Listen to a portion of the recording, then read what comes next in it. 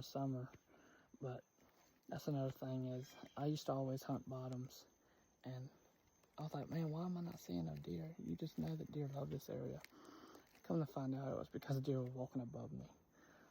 So that's a good note to have too. And remember that thermals, they settle in the evenings because it's cooling down.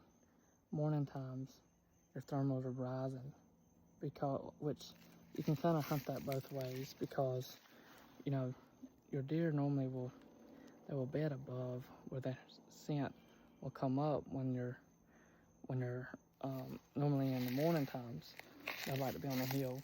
In the evening times, they'll get in the bottom, because then all the thermals are dropping when it's cooling down. Alright, so I just want to do a quick rundown on what I did and didn't like about it. So I'll start with what I didn't like about it. I didn't like that there was tire tracks where I parked my truck to scout, and that normally doesn't bother me, except for where this went. It went almost to a dead end up to a big, cliff. And then on the other side was a walking trail. Now that could be a good and bad thing. So, that's just something that I noted that I really didn't like, because I see that there's a good bit of sign there. But I also know that there's going to be a lot of hunters that scouted it recently and that's going to be walking in there. Being that it's right by the road and there's already tire tracks there. Somebody may already have that spot for in the morning, so there's going to be some competition to get there. Because it was more than one track, so I know multiple people looked at it.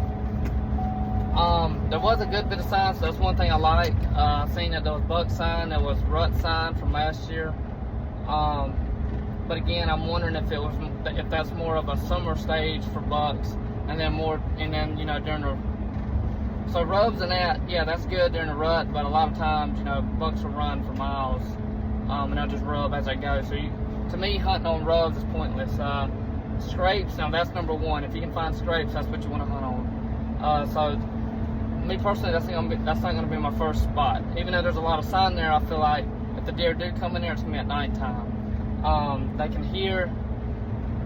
can hear when trucks park there. They already know through the years, older bucks, they know whenever that door shuts, because they're right there.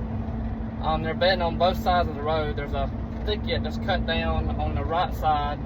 I seen where there's some trails coming out of there, and I seen some trails coming off of that hill that I was mentioning earlier. But again, I think that either the deer probably moved from there to their winter corridors, or I think that they'll come in at night if they do come in.